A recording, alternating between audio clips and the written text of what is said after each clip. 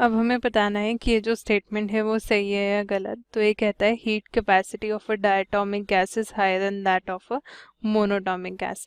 जब भी हम बात करते हैं हीट कैपेसिटी की, तो हमें पता है कि हीट कैपेसिटी होती है amount of heat required to increase the temperature of a substance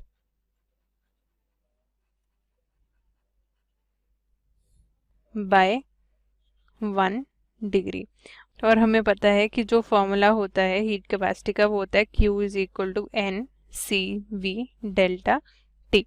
अगर हम बात करते हैं CV की, तो CV क्या होता है? CV होता है FR/2, जहाँ पे जो हमारा F है वो क्या रिप्रेजेंट करता है? Degrees of freedom. अब हमारे पास जो एक डायटोमिक गैस होगी, तो डायटोमिक गैस की जो डिग्रीज ऑफ फ्रीडम है वो होती हैं 5, और वैसे ही जो मोनोटोमिक गैस है उसकी डिग्रीज ऑफ फ्रीडम होती हैं 3। तो जब हम ये फॉर्मूले को पुट करेंगे Q में, तो क्या होगा कि एक मोनोटोमिक गैस के लिए ये आएगा N×3/2R डेल्टा टी। और वैसे अगर मैं इसे डायटोमिक गैस के लिए देखूं तो आएगा N×5/2R डेल्टा टी। तो इसीलिए मेरे पास डायटोमिक की जो हीट कैपेसिटी ज़्यादा हुई, तो इसीलिए जो स्टेटमेंट है वो क्या है? ट्रू है। हेलो गाइस, इस क्वेश्चन में हमें बोल रखा है 1 mole of an ideal gas is taken from a to b along of two paths denoted by a solid line and the dashed line as shown in figure below। ठीक है, जो हमारी फिगर है इसमें दे रखा है कि कैसे दो तरीके से हमने वर्क किया है। एक है हमारा सॉलिड लाइन से, एक है हमारा डॉटेड लाइन से। ठीक है, if the work done along the solid path is WS and the dotted path is WD, the integer closest to the ratio WD and WS is. ठीक है, सो हमारा जो पहला प्रोसेस हो जाएगा, process shown by solid lines is reversible isothermal. जो हमारा सॉलिड लाइन से है, सॉलिड लाइन वाला वो है reversible isothermal.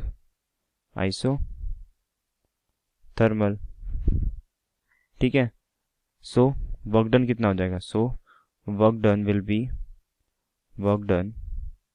Will be equals to -4 into 0.5 ln 5.5 upon 0.5। ठीक है, तो यहाँ से इसका जो आंसर आ जाएगा वो आ जाएगा 2 इंटू ln 11 लीटर ATM। ठीक है, और जो हमारा दूसरा है, जो डॉटेड लाइन वाला वो है हमारा इरिवर्सिबल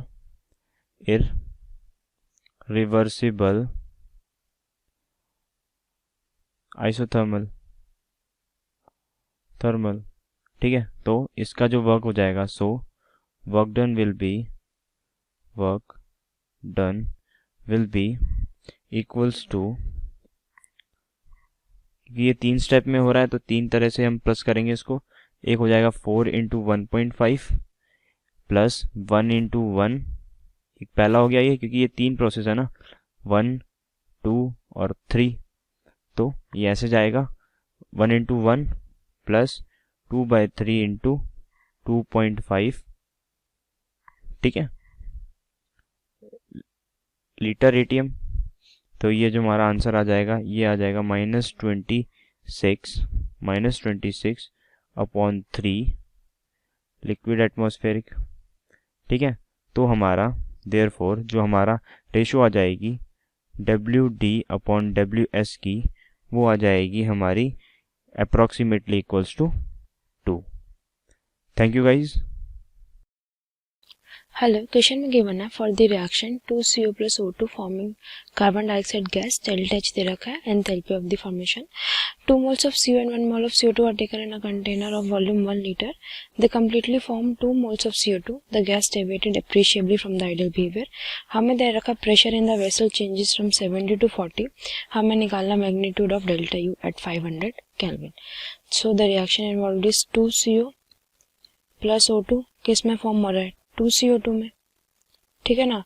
और जो मेरा रिलेशन होता है डेल्टा H और डेल्टा E का, वो हमें पता क्या होता है, delta H equals to delta E plus change in the pressure volume, ठीक है। और बात करूँ यहाँ पे मैं लिख सकती हूँ, हमें प्रेशर चेंज हो रहा है तो डेल्टा E, प्रेशर मेरा बाहर आ जाएगा, डेल्टा V आ जाएगा यहाँ, सॉरी रिवर्स, क्योंकि हमें प्रेशर तो दे रखा है, वॉल्यूम दे रखी है 1 लीटर, तो हम लिख देंगे यहाँ वॉल्यूम डेल्टा P, ठीक है। तो यहाँ से अगर मैं delta E that is delta E या डेल्टा U, तो डेल्टा U की वैल्यू क्या हो जाएगी, delta H minus V delta P। और बात करो हमें क्वेश्चन में क्या गिवन है, गिवन डेल्टा H की value that is -560 kilo joules, ठीक है। बात करूँ प्रेशर की जो मुझे गिवन है, P1 कितना गिवन है 70 एटमॉस्फेयर, P2 कितना गिवन है 40 एटमॉस्फेयर प्रेशर, तो डेल्टा P क्या हो जाता है मेरा P2 माइनस P1, तो ये वैल्यू कितनी आ जाएगी 40 माइनस 70 डेट इज -30 एटमॉस्फेयर। तो यहाँ से अगर मैं वैल्यू निकालूँ इस टर्म की that is V delta P, तो यहाँ से ये जो मेरा V डेल्टा P है, V डेल्टा P, V की वैल्यू क्या गिवन है 1 लीटर, तो मैंने लिख दिया यहाँ 1 litre into delta P -30 atmosphere, ठीक है ना। तो ये हो गया मेरा -30 लीटर एटमॉस्फेयर, ठीक है। और बात करूँ इसको एनर्जी की फॉर्म में कन्वर्ट करने की, तो हमें पता है जो हमारा रिलेशन होता है 1 लीटर एटमॉस्फेयर किसके इक्वल होता है मेरा 0.1 किलो जूल के, ठीक है ना, क्योंकि ये 100 जूल्स के इक्वल होता है, तो मैंने इसको डिवाइड किया तो ये हो गया 0.1 किलो जूल के। और अगर मैं देखूं तो V डेल्टा P की वैल्यू मेरी कितनी आ जाएगी, यहाँ से V delta P equals to -30 litre atmosphere को मैंने कर दिया इंटू 0.1, तो ये मेरी हो गई है -30 इंटू 0.1 किलो जूल, ठीक है। यहाँ से मेरी एनर्जी की वैल्यू आ गई, V डेल्टा P की वैल्यू आ गई। बात करो हमसे क्वेश्चन में डेल्टा U पूछा था, तो डेल्टा U को मैं कैसे लिखूंगी अब, delta U equals to delta H minus V delta P।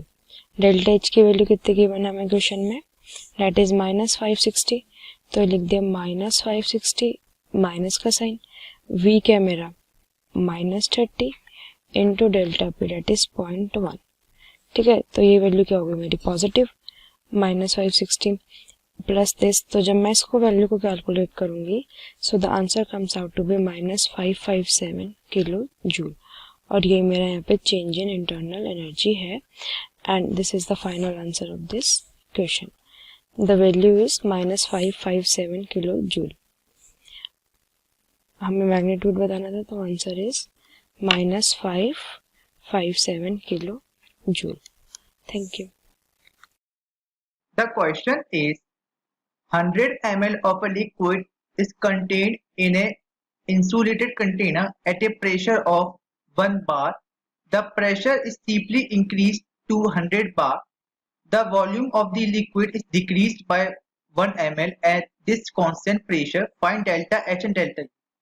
Since the process is taking place in the insulated container, so the process will be adiabatic. Okay, so in adiabatic process, our heat exchange from the system to surrounding or surrounding to system basically is 0, or we can write QP equal to 0, where QP is the heat supplied to the system at constant pressure, which implies delta H for the process will be equal to 0. Now, delta H is given by delta U plus P delta V is equal to 0. So our delta U will be equal to minus P delta V. So P is our 100 bar. So it is 100 bar means 10 raised to the power 5 Pascal into delta V, which is decreased by 1 ml. So it will be minus 1 into 10 raised to the power minus 3 into 10 raised to the power minus 3, because this is for liter and this is for meter cube. Okay. So basically our delta U comes out to be 10 joule. So our delta U will be 10 joule. Since it is positive, so our internal energy will be increasing and our delta H will be 0 in this case. I hope that I made myself clear. Thanks for watching. Have a nice day.